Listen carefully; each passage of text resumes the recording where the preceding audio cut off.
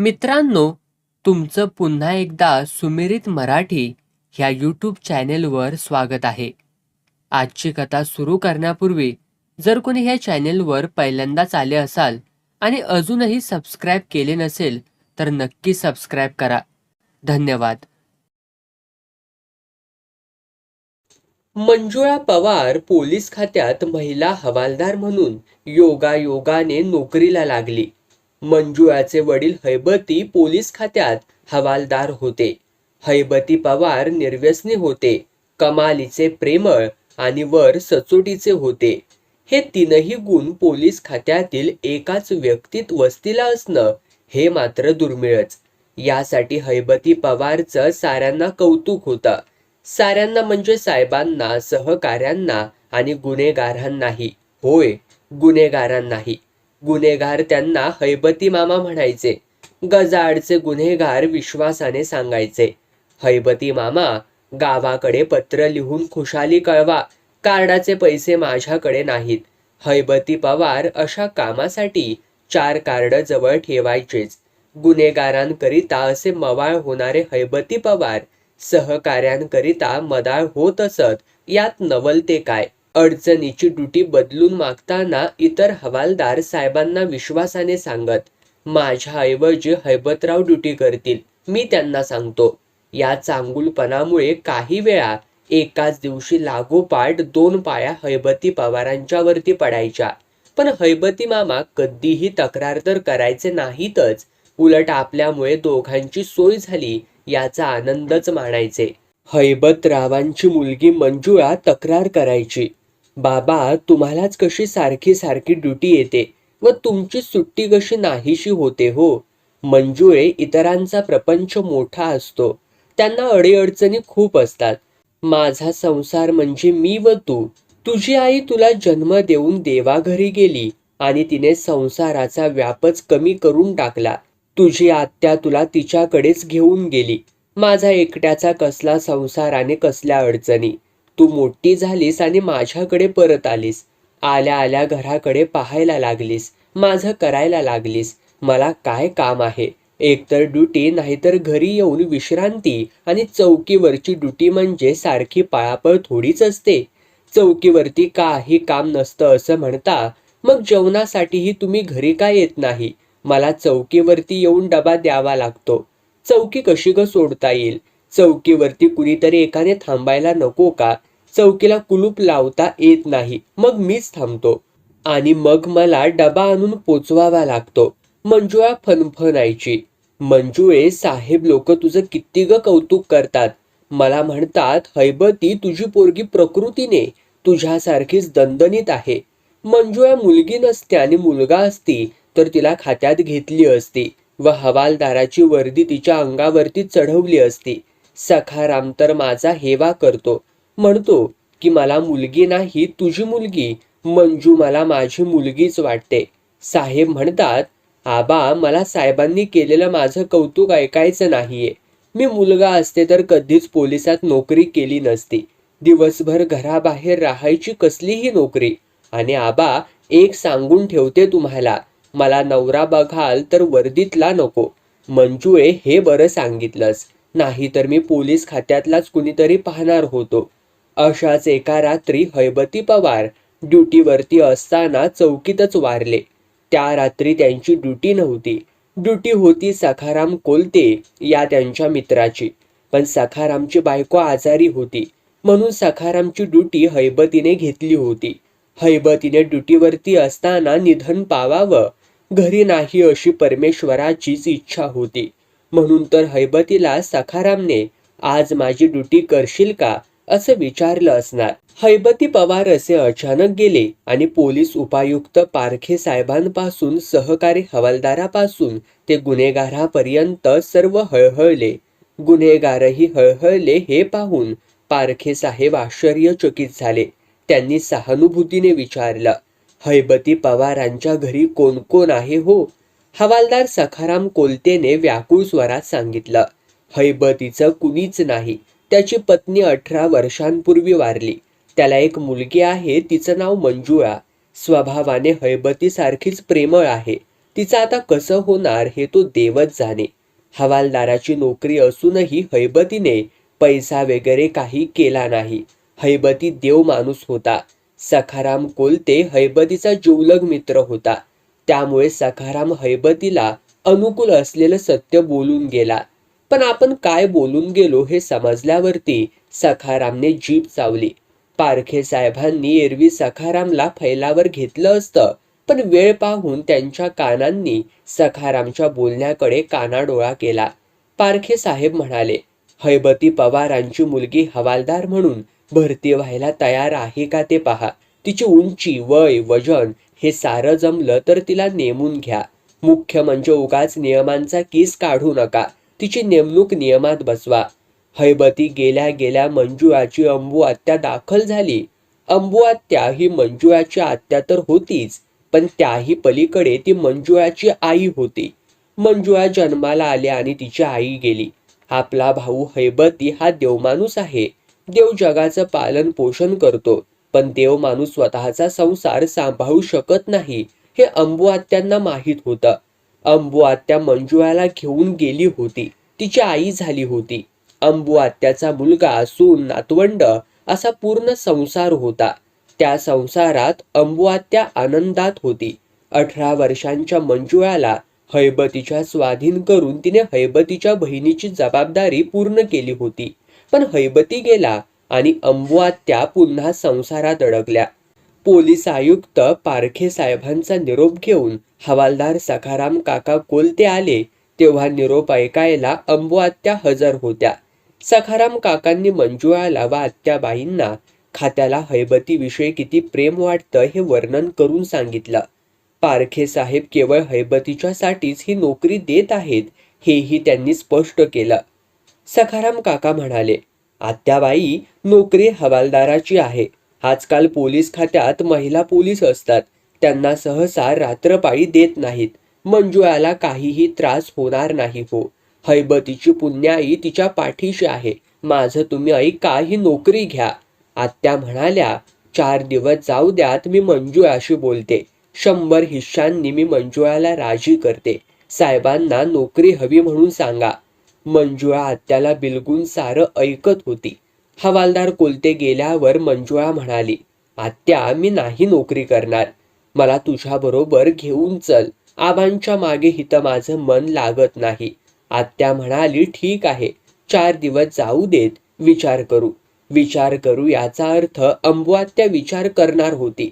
विचार पक्का झाल्यावर तो विचार आत्या मंजुळाच्या गळी उतरवणार होती. आत्याने व्यवहारी विचार केला. मंजुळाला गावी घेऊन जाऊन काय करायचं? मंजुळा आई वेगळी होती तेव्हा आत्या मंजुळाला आपल्या घरी घेऊन गेली होती. तिचा चांगला 17 वर्ष आईप्रमाणे सांभाळ देखील केला होता. पण त्यावेळी संसार अंबू आत्याचा होता. आता संसार अंबू आत्याच्या मुलासुनेचा झाला होता. आत्याला मंजुळाचं लग्न लावून देऊनच तिला मुलीसारखं घराबाहेर काढायचं होतं. पण मुलासुनेने हैबती मामाच्या जेवणा खाण्याचे हाल होत असतील. लग्न होऊन मंजी घरी गेली की मामाला मुलगी मिळणार नाही. मंजीला वडिलांना जेवायला करून घातल्याचा आनंद मिळू दे की, अशी आरती आळवायचा प्रारंभ केला तेव्हाच आत्याबाईने ओळखायचंय ते ओळखलं. मुलासुनेला मंजीचं ओझं नको होतं, म्हणून तर आत्याने मंजूला हैबतीकडे पाठवलं होतं. अंबू आत्याला एक करणं शक्य होतं. ती आता मंजुळाच्या जवळच राहणार होती. मंजुळाचं लग्न होईतोपर्यंत ती मंजुळाला एकटीच सोडणार नव्हती. मंजुळाजवळ राहायचं तर जेवणा खाण्याचं काय करायचं? अंबू आत्याच्या मुलासुनेने खळखळ न करता पैसे पाठवले नसते. उचलून पैसे द्यावेत एवढे पैसे मुलाकडे नाहीत हेही आत्याला माहीत होतं. आणि नोकरी चालून आली होती. मंजुळा आपल्या पायावरती उभं राहणं गरजेचंच होतं. नोकरी करणाऱ्या मुलींचं लग्नही लवकर होतं. आज ना उद्या मंजुळाच्या लग्नाचा विचार करायलाच हवा होता. तो विचारही अंबू आत्यालाच करायचा होता. आत्याने भाचीला अंजारून गोंजारून आपला विचार सांगितला, समजावला. आत्याने आणखी एक आयत्या वेळेला सुचलेला मुद्दा मांडला. म्हणजे तू आणि मी दोघी राहणार. दोघी बी बायका. बायकांना पुरुष माणसं सुखानं राहू देतील का ग? पण तूच हवालदार झालीस की प्रश्न संपला बघ. अंबू आत्याचा आपल्यावरती किती जीव आहे हे मंजुळाला चांगलं माहीत होतं. ती म्हणाली, आत्या मी नोकरी करायला तयार आहे, पण पोलीस खात्यातील नोकरी मला नको. मी कशी आहे हे तुला माहीत आहे. मला ती नोकरी जमणार नाही. मंजुळाचं म्हणणं आत्याला समजलं. मंजुळा हैबतीसारखीच होती. मनाने प्रेमळ व हळवी होती. अबोल व लीन होती. पोलीस खात्याला हे गुण म्हणजे दुर्गुणच झाले. आत्या म्हणाली, म्हणजे ही नोकरी घे, इतरत्रही खटपट चालू ठेवू. दुसरी नोकरी मिळाली की ही सोड. मी इथेच राहणार आहे. तुला रात्रीची ड्युटी लागली तर मी तुझ्याबरोबर सोबतीला येईन. मला कमी समजू नकोस. मी हैबतीची बहीण आहे, बहीण. मंजुळाला हसूच आवरेना. तिने आत्याच्या गळ्याला मिठी मारली. आत्या, म्हणजे पोलीस खात्याचा चांगलाच फायदा होईल. एकीच्या पगारात दोघी ड्युटीला मिळतील. मंजुळा हवालदार म्हणून भरती झाली. हवालदाराचं शिक्षण पूर्ण करून अंगावरती वर्दी चढवून ती कामावरती रुजू झाली. मंजुळा अंगापिंडाने वडिलांसारखीच भक्कम होती. पोलिसी शिक्षण घेतल्यामुळे ती कणखर बनली, परंतु ती पुरुषी झाली नाही. स्त्रीचा नाजूकपणा, हळवेपणा तिने हरवला नव्हता. ठणठणीत शरीरातील तिचं मन स्त्रीचंच होतं.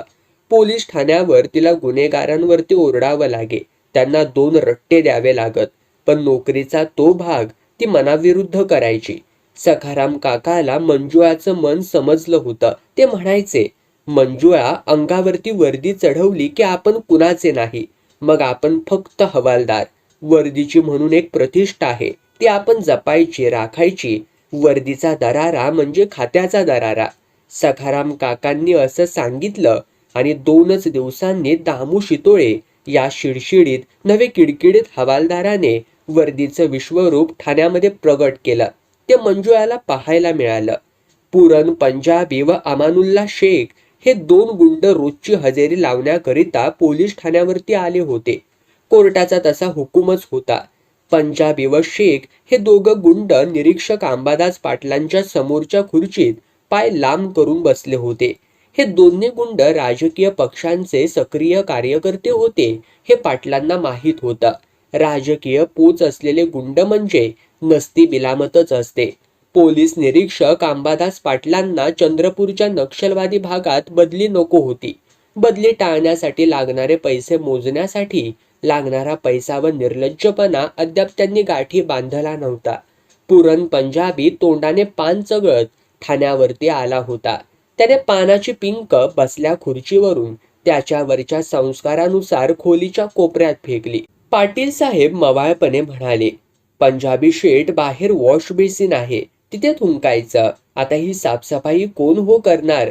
पोलीस निरीक्षक अंबादास पाटील हे कच्चं मडकं आहे. त्यांना आपल्या दहशतीच्या उन्हात उभं केलं तर आपल्या सोयीचं होणार आहे हे गेल्या 8 दिवसांच्या ठाण्यावरच्या भेटीतून पंजाबी व शेख या गुंडांनी ताडलेलं होतं.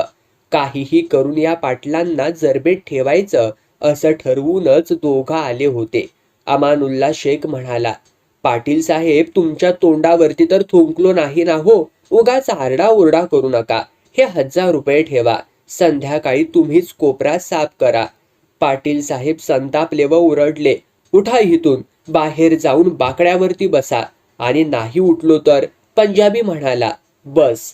दारात उभा असलेला दामू शितोळे हा हवालदार हातातील दांडू घेऊन पुढे आला आणि त्याने पंजाबी व शेख यांच्या खांद्यावरती पाठीमागून एका मागोमाग एक असे जबरदस्त तडाखे द्यायचा सपाटाच लावला की पंजाबी व शेख विवळत खुर्चीवरून खाली पडले, आडवे झाले. दामूचे आवेशपूर्ण तडाखे चालूच होते. पुरन पंजाबी व अमानुल्ला शेख यांची मस्त जिरली होती. त्यांच्या चेहऱ्यावरती दिनवाना भाव पसरला. दामू ओरडला, कोपऱ्यातील घाण आत्ताच्या आत्ता साफ करा. साहेबांचे पाय धरा आणि 1000 रुपयांचा कचरा उचला. शांत झालेल्या दामूला पाटील साहेब म्हणाले, शितोळे, तुला एवढं भडकायला काय रे झालं? मी शांत राहिलो होतो. मी सहन करत होतो. साहेब, वर्दीत राहायचं आणि गुन्हेगारांपुढे लाचार व्हायचं नाही. तुमच्या आधीचे कानेटकर साहेब म्हणायचे, वर्दीचा अपमान म्हणजे पोलीस खात्याचा अपमान. मरण परवडलं, पण वर्दीचा अपमान सहन करायचा नाही. साहेब, पंजाबी व शेख तुम्हाला काय म्हणाले? तुमच्या तोंडावरती तर थुंकलो नाही ना, असं म्हणाले. वर तुमच्या पुढे 1000 रुपये फेकून कोपरा साफ करा असं म्हणाले. कानेटकर साहेब म्हणायचे की वर्दीतल्या हवालदाराच्या डोळ्याला डोळा भिडवायची हिंमत गुन्हेगाराला होता कामा नये. साहेब, तुम्ही पंजाबी शेख पुढे झुकलात तर आमचं काय होईल? शितोळे, तुम्ही भडकलात हे योग्यच केलं. तुम्ही केलं ते खरं तर मीच करायला हवं होतं. इथे ठाण्यावरती शेख पंजाबी पुढे रोज मरण्यापेक्षा बदलीवर चंद्रपूरला जाऊन एकदा मेलेलं बरं. ते मरण मानाचं तरी असेल. शितोळे, जे तुम्हाला समजतं ते पुढाऱ्यांना समजत नाही हो, मंत्र्यांना समजत नाही, पण मला समजलं आहे. हवालदार नामू शितोळेचं नरसिंह रूप मंजुळाने डोळे विस्फारून पाहिलं आणि वर्दीचं मोठेपण कानात व मनात साठवलं. अंबू आत्याने मंजुळाला नोकरी स्थिर झालेली पाहिली आणि मग तिच्याकरिता नवरा पाहायची मोहीम हाती घेतली. आई वडील नसलेल्या मंजुळेसाठी स्वभावाने दिलदार, उदार, प्रेमळ व तिला जपणारा नवरा अंबू आत्याला हवा होता. असा नवरा कुठे मिळेल बरं? अंबू आत्या व्यवहारी विचार करणारी होती. मोठ्या आणि गरीब कुटुंबातील मुलगा मंजुळाकरिता निवडायचा होता. मोठ्या कुटुंबातला मुलगा असला की तो स्वभावातच जुळवून घेणारा असतो, आपलंच खरं करणारा नसतो. 2 खोल्यांच्या घरात 6 जणांना राहावं लागलं की 6ही जणांना जमून घ्यावंच लागतं की. एक मोठं जाजम पसरून त्यावरती 6 जणांना झोपावं लागतं. मीच खिडकीजवळ झोपणार किंवा मी दाराजवळ झोपणार नाही असा हट्ट करता येत नाही. आळीपाळीने खिडकीपाशी किंवा दाराजवळ झोपावं लागतं. 6 पैकी एक जण उठला आणि त्याने काही कारणाकरिता ट्यूब लावून प्रकाशाचा चकचकाट उधळला तर इतरांना प्रकाशामुळे झोप उडाली असा गलका करता येत नाही. प्रकाशात झोपायची सवय डोळ्यांना लावावी लागते. एकाने आंघोळीची मोरी अडवली तर इतर 5 जणांना सोय पाहून अंघोळ करण्याची सवय अंगी बांधून घ्यावी लागते. हळूहळू 6ही जणांना आंघोळीशिवाय राहण्याची सवय लागते. हा भाग वेगळा. अंबू आत्याने सखाराम काकाला आपली कल्पना सांगितली. सखाराम काकांनी बबन शिंदे हा मुलगा सुचवला. बबन शिंदेला 2 मोठ्या बहिणी व 2 मोठे भाऊ होते. बबन सर्वात धाकटा. त्याचे आई वडील हयात होते. बबन 6 नव्हे तर चांगल्या 7 जणांच्या कुटुंबात वाढलेला होता. दोन्ही मोठ्या बहिणींची लग्न झाली होती, त्यामुळे मध्ये काही काळ कुटुंब 5 जणांचं झालं होतं. पण दोन्ही भावांची लग्न केल्यामुळे कुटुंब पुन्हा 7 जणांचं झालेलं होतं. अंबू आत्या म्हणाल्या, काका 2 खोल्यात ही 7 जण कशी काय राहत असतील? बहिणी बहिणींचं पटत नाही, जावा जावांची भांडणं होत असणार. शिवाय या घरात एक सासू व 2 सुना आहेत. सासवा सुनांचे खटके उडत असणार. मला हे स्थळ उत्तम वाटत आहे. आत्याबाई, मला काही हे कोडं सुधरत नाही. जावा जावांचं पटत नसेल म्हणता, सासू सुनांचे खटके उडत असतील असंही म्हणता. मग तिकडे मंजुळा गेली की भांडणं वाढणारच की. आणि वरती स्थळ बरं वाटतं असंही म्हणता. हे कसं काय हो? काका, मंजुळाचं लग्न करून द्यायचं व बबन शिंदेलाच घर जावाई म्हणून आपल्याकडे आणायचं. मग मीही माझ्या मुला सुनेच्या संसारात परत जायला मोकळी. बबनला घराबाहेर काढायला त्याचे दोन्ही भाऊ व बायका मदत करतीलच. मोठ्या कुटुंबाच्या खेचाखेचीत वाढलेला बबन स्वतंत्र घरात आला की निवांत होईल. हे घर आपल्याला मंजुळामुळे मिळालं आहे हा विचार बबन मनात धरेल आणि मंजुळाशी प्रेमाने वागेल. आत्याबाई, समजलं, एकदम बरोबर. आणखी एक सांगतो, हा बबन शिंदे प्राथमिक शाळेमध्ये शिक्षक आहे. शिक्षक हा समंजस असतो, स्वभावाने गरीब असतो. तुमची योजना झक्कास आहे. बबन शिंदे हा शिकलेला, नोकरी करणारा व एकत्र कुटुंबातील मुलगा मंजुळेला जोड म्हणून अंबू आत्यांनी मिळवून दिला. आत्याबाईंच्या अंदाजाप्रमाणे बबनच्या दोन्ही भावांनी बबनच्या भल्यासाठी व हितासाठी आमचं मन मारून आम्ही बबनला मुलीच्या घरी पाठवायचा निर्णय घेतला आहे. आम्ही बबनला प्रेमाने सांभाळलं आहे. तुम्हीही तसंच सांभाळा असं आपणहून सुचवलं. मंजुळा हाडापेराने मजबूत तर होतीच, उचनीच होती. बबन शिंदे हा सर्व दृष्टींनी मंजुळाला वरतान होता. नवरा हा असा धिप्पाड हवा. संकटाच्या वेळी त्याने बायकोच्या पुढे पहाडासारखं उभं राहायला हवं असा आत्याबाईंचा विचार होता. आत्याबाई सुखात व आनंदात आपल्या घरी परतल्या.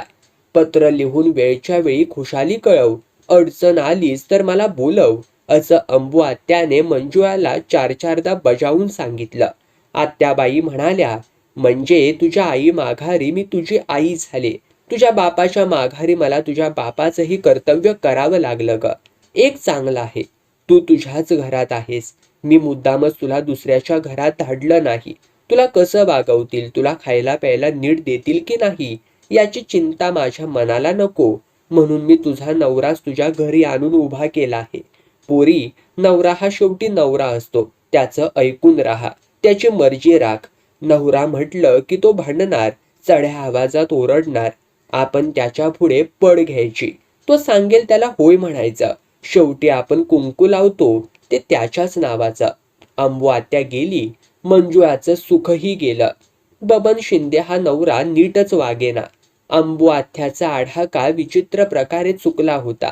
5-7 जणांच्या एकत्र कुटुंबात वाढलेला सगळ्यात धाकटा असा बबन शिंद्यांच्या कुटुंबात कुक्कुरमध्ये कोंडलेल्या वाफेसारखा दबला गेला होता.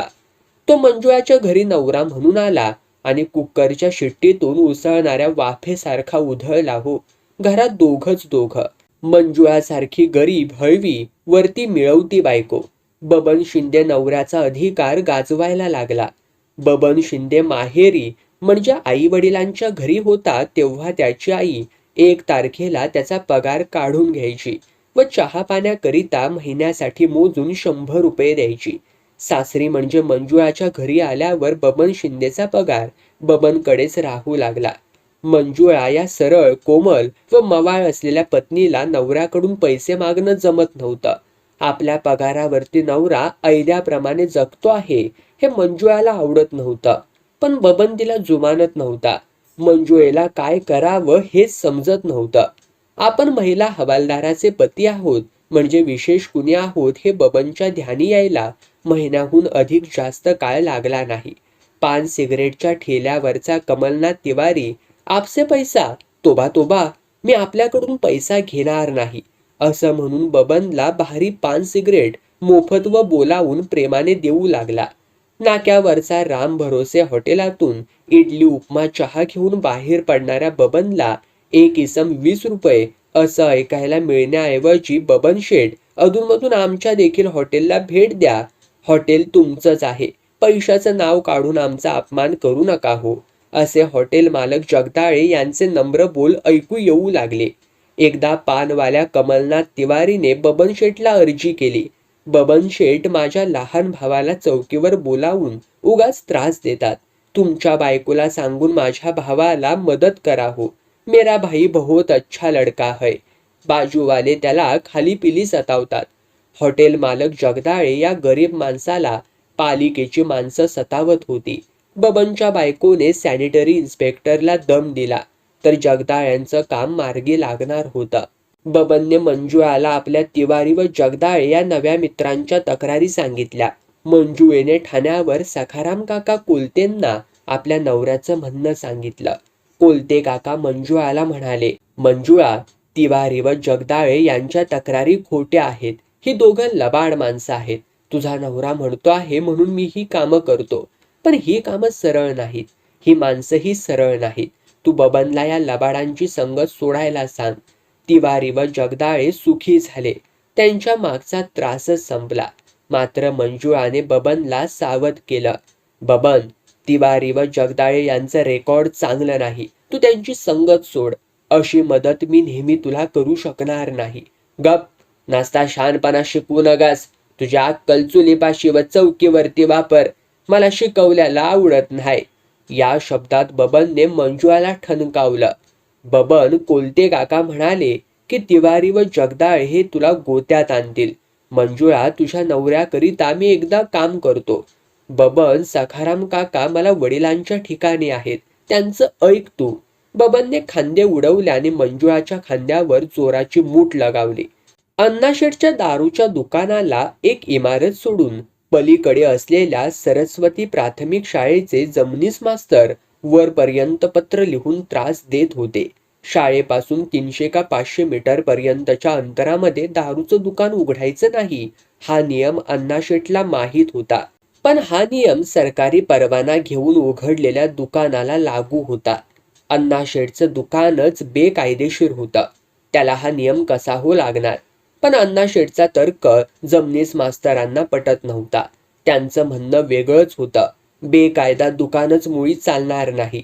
त्या दुकानालाही अंतराचा कायदा लागू आहे असा मास्तरांचा दावा होता. जमनीस मास्तर हा उपद्व्यापी माणूस, लिहिता येतं म्हणून तक्रारींची पत्र खरडत होता. शाळेतल्या मुलांवरती वाईट परिणाम होईल म्हणून व्यथित होत होता. अण्णाशेठ विरुद्ध जमनीस मास्तर हा लढा चालू होता. पानवाला तिवारी व हॉटेल मालक जगदाळे यांनी अण्णाशेठला बबनराव शिंदेसाहेब यांचा परिचय करून दिला. अण्णाशेठने बबनरावांची व दारूची ओळख करून दिली आणि वर 1000 रुपयांच्या करकरीत नोटा दिल्या. बबन या नवऱ्याने मंजुळेला जमनीस मास्तरांचा बंदोबस्त करायला सांगितलं. मंजुळाने तीव्र नकार दिला. बबनने मंजुळा पुढचं जेवणाचं ताटच काढून घेतलं व उपाशी पोटी झोप, काम केल्याशिवाय तुला जेवण भेटणार नाही असं बजावलं. मंजुळाने आपलं दुःख सखाराम काकांकडे मोकळं केलं. सखाराम काका हे हैबती पवारचे मित्र होते. मंजुळाचे मानलेले काका होते. ते मंजुळाशी सविस्तरपणे बोलले. तिवारी, जगदाळे व अण्णाशेठ या तिघांना मदत करणं, त्यांना खतपाणी घालणं, मोठं करणं सोपं आहे. त्यांना विरोध करणं कठीण आहे. कारण या तिघांनी पालिकेचे कर्मचारी, नगरसेवक व स्थानिक पुढारी यांना एकटवलं आहेच. शिवाय अमनुवादी मंत्र्यांचा त्यांना आशीर्वाद आहे. तिवारीचा धाकटा भाऊ बाके हा वस्तीतील एक मुलगी पळवली व कुंटणखान्यात विकली अशा आरोपाखाली जामिनावरती सुटला आहे. बबनने या तिघांबरोबरचे संबंध तोडावयास हवेत. जगदाळे शेठचं हॉटेल व अण्णाशेठचं दारूचं दुकान बळकावलेल्या भूखंडावरती उभं आहे. जमनीस मास्तरांचं म्हणणं वाजवी आहे. कोलत्यांनी स्पष्ट केलं, आपला नवरा बबन या तिघांना विकला गेला आहे व फुकटची पान सिगरेट, फुकटचं अन्न व फुकटची दारू यांच्या आहारी जाऊन फुकट जाणार आहे हे मंजुळेला स्पष्ट झालं. तिने निश्चयाने प्रेमाच्या व खालच्या आवाजात, धनी ही माणसं सरळ नाहीत, ती तुमचा गैरफायदा घेत आहेत. तुमची बायको हवालदार आहे म्हणून ते तुम्हाला फुकट पोचतात. त्यांना मदत करू नका, त्यांच्या विरुद्धही जाऊ नका, त्यांच्याशी संबंध तोडा हे नीट समजावून सांगितलं. वर मी कसलीही मदत करणार नाही, सखाराम काकांना काहीही करायला सांगणार नाही हे स्पष्टपणे बजावलं. बबन शिंदे मार्फत आपली कामं होत नाहीत हे समजल्यावर बबनचे तिवारी, जगदाळे व अण्णाशेठ हे जिवलग मित्र बबनचा धिक्कार करायला लागले. तू कसला नवरा? मंजुळाच तुझा नवरा आहे. तू बांगड्याभर व बाळंत हो. मंजुळा तुझ्याकडे नांदायला आलेली नाही. तू बायकोच्या दारातला शेपूट हलवणारा कुत्रा आहेस, कुत्रा. असे शब्द तिघांनी बबनच्या तोंडावरती फेकून मारले. तिवारीच्या बाके या भावाने सुनावलं, बबनराव, शहाणे असाल तर बायको ही पायातील वाहन पायातच ठेवा. एकदा का ती तुमच्या डोक्यावर बसली तर ती तुमचं अस्वल करेल व दारोदार फिरवेल. अण्णाशेठने शेवटचा मंत्र दिला. शिंदे साहेब, बाटलीभर दारू चढवा आणि मंजुळेच्या पाठीवर 4 तडाखे लगवा. बायको कशी वटणीवर येते तेच पहा. बबनरावांपुढे दारूची बाटली आली. बाके तिवारीने लटपटणाऱ्या बबनच्या हातात 1.5 हात बांबूचा तुकडा दिला. बबन शेठ झोकांड्या देत घरी आला. दाराला कुलूप होतं. बाके तिवारीने पट्टी चढवली. शेठ, तुमची मंजुळा त्या म्हाताऱ्या सखाराम कोलते या तिच्या याराबरोबर पोलीस ठाण्यावरती रात्रपाळी करते आहे.